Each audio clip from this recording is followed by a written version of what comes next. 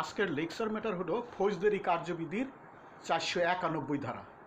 ফৌজদারি কার্যবিধির 491 ধারা এইটা হলো হাইকোর্ট পারমিশন পরীক্ষায় 2013 সালে ফৌজদারি বিভাগে এই মামলাটা আসছিল।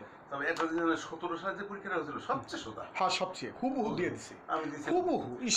আমি পরীক্ষা দিয়েছিলাম। মানে এই পরীক্ষায় যারা ফেল করছে মানে এদের মতো দুর্ভাগ্য আর নাই, প্রথম পরীক্ষা আর নাই।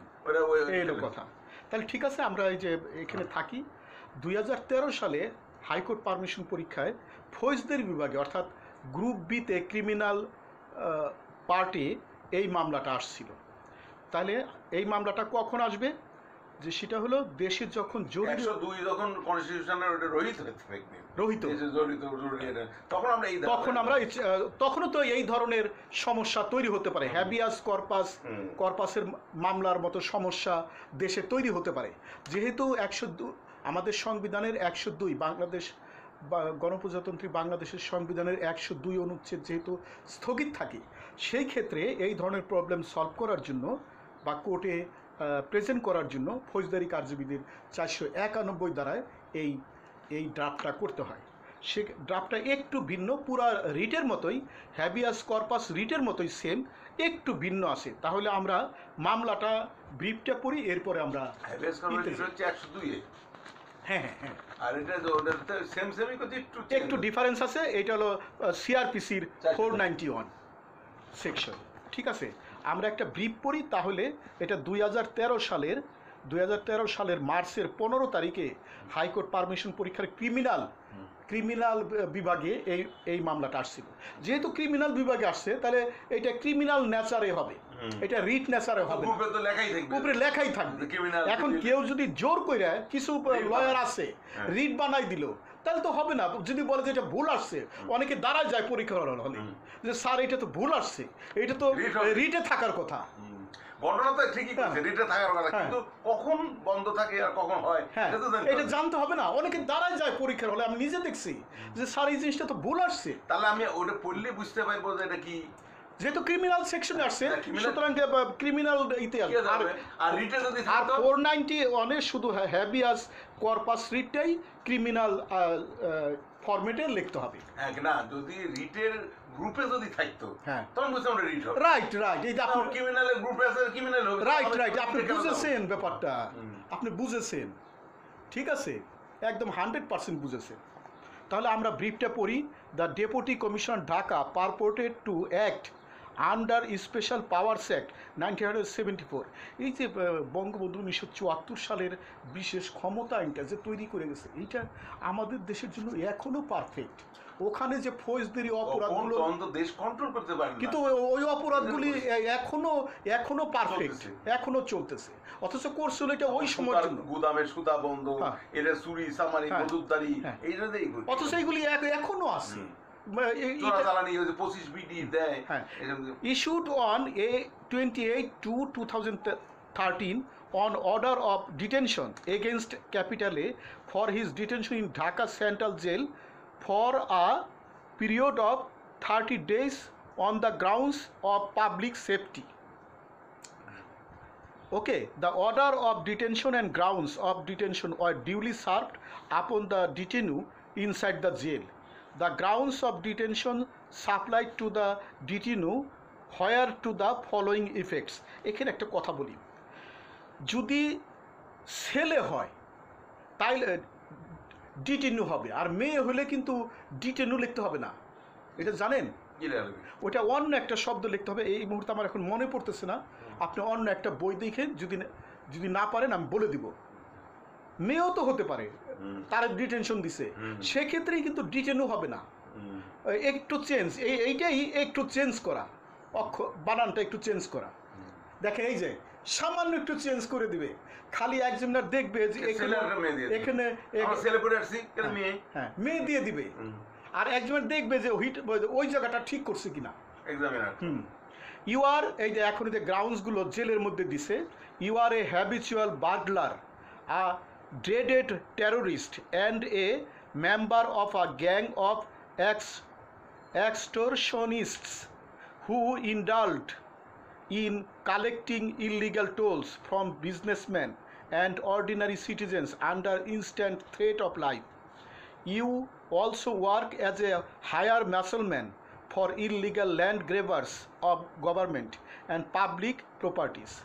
There are other allegations against you invoking grave criminal offenses. অনেকগুলি অপরাধের কথা এখানে বলছে। বড় বড় অপরাধ। B, wife of A, comes to you with necessary papers and requests you to file a proper application before High Court Division বৃহস্পতিবারে challenging the order of her husband's নাহলে detention. নাহলে রবিবারে বৃহস্পতিবারই পাবো আবার রবিবার বৃহস্পতিবারই পাবো Draft a paper. এসি বন্ধ করেন। কে বলি দিলাম এই যে বাইরে থেকে আসছে তো এই জন্য দিলাম 2 মিনিট বন্ধ করে দেন। 2 মিনিট দিলাম আমার কতই আমাকে আমি ফ্যান দিয়ে থাকতেছি Draft a proper petition. এই দেখেন এখানে কিন্তু রিট পিটিশন বলে নাই। Draft a proper petition for presentation before the High Court Division giving the cause title and the grounds of attack of impugned order of detention mentioning the relevant section of law under which such application can be filed. এখন আপনি যদি অর্থ না বুঝেন এই ব্রিফটার আগে কিন্তু মাতৃভাষায় অর্থটা বুঝতে হবে। না বুঝতেছি আমি হ্যাঁ, যদি অর্থ না বুঝেন এখন অনেকগুলো বাজারের হাইকোর্ট পারমিশনের গাইড আছে যারা শব্দার্থ দিয়েছে, সেন্টেন্সের অর্থ দিয়েছে। এখন এটা ম্যাটার না বোঝা কোনো বিষয় না। ঠিক আছে, তাহলে আমরা সরাসরি এখন আমরা ড্রাফটিংয়ে চলে যাই। Answer to the question capital লেটারে লিখবেন ডিস্ট্রিক্ট ঢাকা। এই দেখেন রিটে কিন্তু ডিস্ট্রিক্ট ঢাকা দিতে হয় না। এই যে পার্থক্যটা দেখছেন সিআরপিসির 491 মানে ওই যখন সিআরপিসির 491 এ দিবেন তখন কিন্তু ডিস্ট্রিক্ট ঢাকা লিখতে হবে। হ্যাঁ, বোঝা গেছে কথাটা? কিন্তু ওই রিটে কিন্তু আপনার এই জিনিসটা দিতে হয় না। In the supreme court of Bangladesh capital letter high court division হোল ফার্স্ট ব্র্যাকেটের ভিতর ক্রিমিনাল মিসলিনিয়াস জুরিসডিকশন। এই যে আপনি এখানে স্পেশাল অরিজিনাল জুরিসডিকশন লিখতে পারবেন না। Criminal miscellaneous case number ... original jurisdiction 102 এর লেখা লাগে নাকি? হ্যাঁ, 102 এ যখন তখন স্পেশাল অরিজিনাল জুরিসডিকশন। হ্যাঁ, ক্লিয়ার হলো কথাটা? একটু পার্থক্য আর বাকি সব সেমই। In the matter of an application under section 491 of the code of criminal procedure and in the matter of. এই যে এখানে একটা খেয়াল করেন কথাটা, এখানে একটা মারাত্মক জিনিস বলছে যে সেটা হলো যেহেতু রিটের ফরম্যাটটা একটু চেঞ্জ হয়েছে। রিটে কিন্তু ইটা দেওয়ার পরেই এই যে কী বলে এই ধারাটা অনুচ্ছেদটা দেওয়ার পরেই কজ টাইটেলটা লিখতে হয় আর প্রধান বিচারপতির অ্যাড্রেসটা। জানেন তো রিটের ফরম্যাটটা? আগে রিটের ফরম্যাট হল বর্তমানে কজ টাইটেল আর প্রধান বিচারপতির অ্যাড্রেসটা এই যে ইয়ের আর্টিকেলের পরেই আসবে। ক্লিয়ার হলো কথাটা? এটা আগে পরেই আসবে।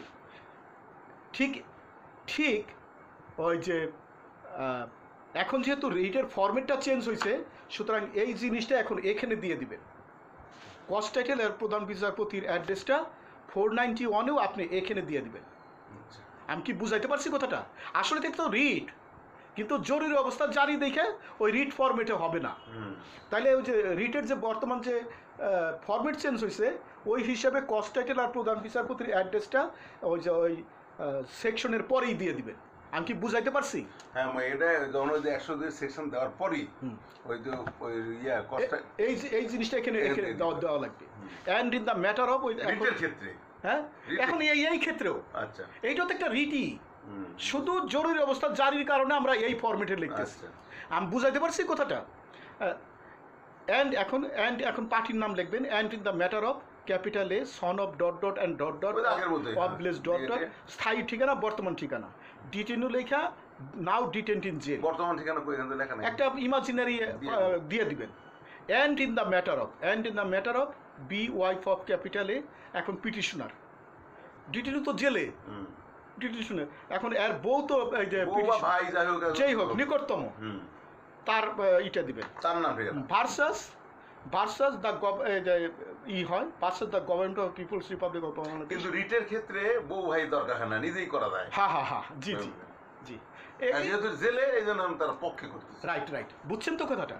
তাহলে এখন যে ভার্সাস দিয়ে ওই যে গভর্নমেন্টের ইটা যে রেসপন্ডেন্টটা দিবেন। ও আরেকটা বিষয়, এখানে রেসপন্ডেন্ট না, এখানে রেসপন্ডেন্ট লেখা যাবে না। রিটে কিন্তু রেসপন্ডেন্ট লিখতে হয়, হুম রিটের ক্ষেত্রে রেসপন্ডেন্ট লিখতে হয়, কিন্তু 491-এ রেসপন্ডেন্ট লিখবেন না, লিখবেন অপোজিট পার্টিস। পার্থক্যটা বুঝছেন?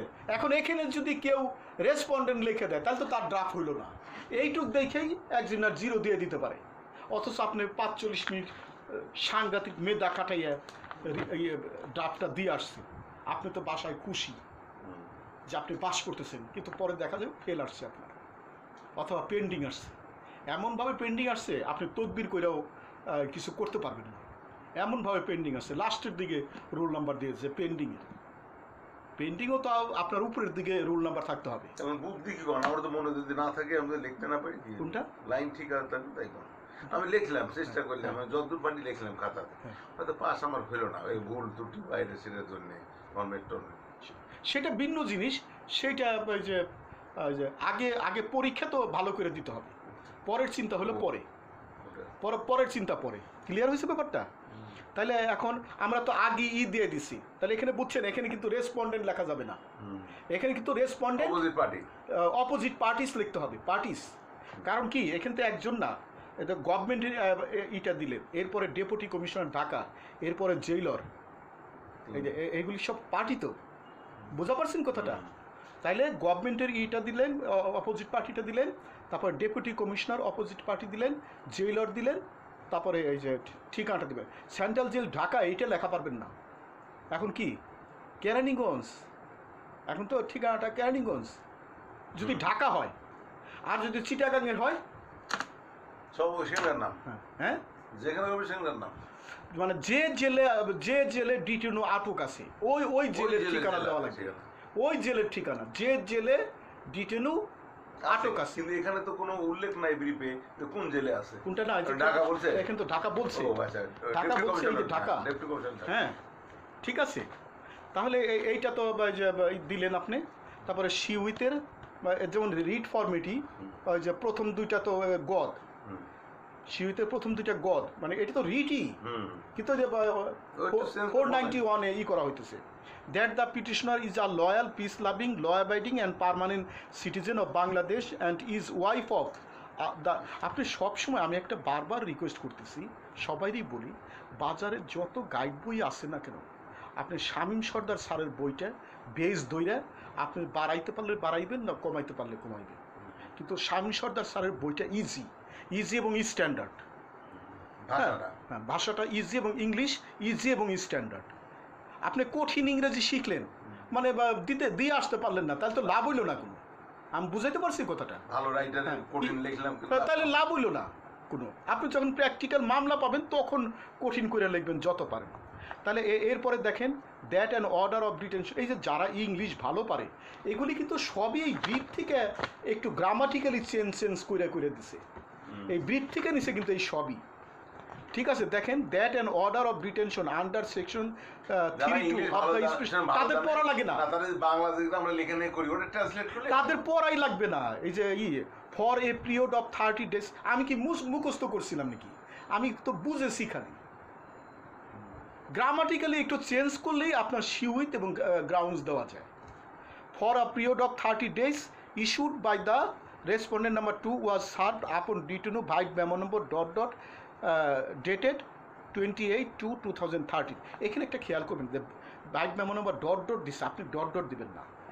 বর্তমানে রিট মামলা যেভাবে ভাইট মেমো দেয়, এরকম একটা কাল্পনিক একটা ভাইট মেমো আপনি দিয়ে দেবেন, কাল্পনিক একটা ভাইট মেমো, 234 হয়তো এরকম একটা গ্যাপ রাখবেন না, গ্যাপ রাখবেন না কখনোই। ক্লিয়ার হয়েছে কথাটা? এইভাবে যেটা যে শিউইতের অ্যানেকচার দেওয়া যায় অ্যানেকচার দিবেন, পুরা রিটের ফর্মে পুরা দেখেন। এরপরে গ্রাউন্ডস দিচ্ছে, দেখছেন বড় প্রশ্ন, এরপরে গ্রাউন্ড দিছে, এরপরে কি, এরপরে প্রেয়ার দিছে, সম্পূর্ণ রিটের মতো। তারপরে এফিডেভিট দিছে। আপনি বারবার যেটা বলতেছি, একটাই এফিডেভিট পড়লে দেখি সব যে প্রায় বেশিরভাগ মামলায় এফিডেভিট দিতে হয়, ওই মামলাগুলিতে আপনি এফিডেভিট দিয়ে দিলেন, তাই না? তাহলে যে আপনি বলেন দেখি যে সিআরপিসি 491-এ কখন করতে হবে, কি করতে হবে, সেইটা আমাকে বলেন। যখন সংবিধান স্থগিত থাকে, জরুরি অবস্থা জারি থাকে, হ্যাঁ, সেই সময় আমার তো ধরে নিয়ে ডিটেনশন তখন তো আমি আর্টিকেল দিছে, আমি- 102-তে আমি ওটাতে আমি রিড করতে পারবো না। তখন যেহেতু সগি তখন আমি 491 এর সিআরপিসি এটাতে আমি দেখেন ব্রিটিশে কি কইরা গেছে, ওর বিয়ে না হ্যাঁ, চিন্তা করছে, ওরা চিন্তা করছে যে কনস্টিটিউশন যখন স্থগিত থাকবে তখন জনগণের তখনও তো এই প্রবলেম অ্যারাইজ হতে পারে। তখন এই প্রবলেম সলভ করার জন্য একটা জিনিস তো আমার থাকতে হবে। আচ্ছা, তারপরে এটাতে অ্যাপ্লিকেশন করলাম, সেখানে ওই যে জেলে যদি থাকে ডিটেনও থাকবে ছেলেদের ক্ষেত্রে, আর মেয়েদের ক্ষেত্রে তো জানতে পারলাম না। হ্যাঁ, ওইটা আপনার বইগুলো আপনি হ্যাঁ, খুঁজছেন, এবং কাজ এই দিলাম। যে জেলে যে থাকবে সে হচ্ছে ইন দ্য ম্যাটার অফ, তার নাম ঠিকানা দিলাম। হ্যাঁ। তারপরে দিলে সে হচ্ছে ইয়ে হবে যে আরেকটা জিনিস বলছিলাম, এখন রিটের ফরম্যাটটা একটু চেঞ্জ হয়েছে, যে সেটা হচ্ছে কজ টাইটেল এবং প্রধান বিচারপতির অ্যাড্রেসটা আগে তো আমরা গ্রিটিংসের আগে দিতাম, গ্রিটিংসের আগে দিতাম না, কিন্তু এখন ওই আর্টিকেলের পরই এই দুইটা জিনিস দিতে হয়। ঠিক 491 যখন আপনি ড্রাফট করবেন সেকশনের পরই এই দুইটা দিবেন, কারণ এটা তো একটা রিড ফর্মেটই অনেকটা। ক্লিয়ার হয়েছে কথাটা? আর হয়তো আর বউ বা ভাই পক্ষে করতে হবে, সে জি জি, পিটিশনার। ঘনিষ্ঠ আত্মীয় স্বজন হইতে হবে, ঘনিষ্ঠ আত্মীয় স্বজন। পিটিশনার, হ্যাঁ, ঘনিষ্ঠ আত্মীয় স্বজন। পিটিশনার না? হ্যাঁ হ্যাঁ হ্যাঁ। আর ওই জন করবো তখন অপোজিট পার্টি, ওই যে আর এখানে আরেকটা বিষয়, যে আমরা রিটের ক্ষেত্রে কিন্তু রেসপন্ডেন্টস লিখি, এই এক্সামিনার কিন্তু এই টেকনিক্যাল বিষয়গুলি দেখবে, যে এইগুলি ভুল যে করছে, সুতরাং এ তো হাইকোর্টে তো ড্রাফটই বুঝে নাই। হ্যাঁ, আর ভিতরে কি দেখুন। তাহলে ভাই বা বোন ঘনিষ্ঠ যে বউটো যাই থাকবে তারা হচ্ছে পিটিশনার। হ্যাঁ হ্যাঁ।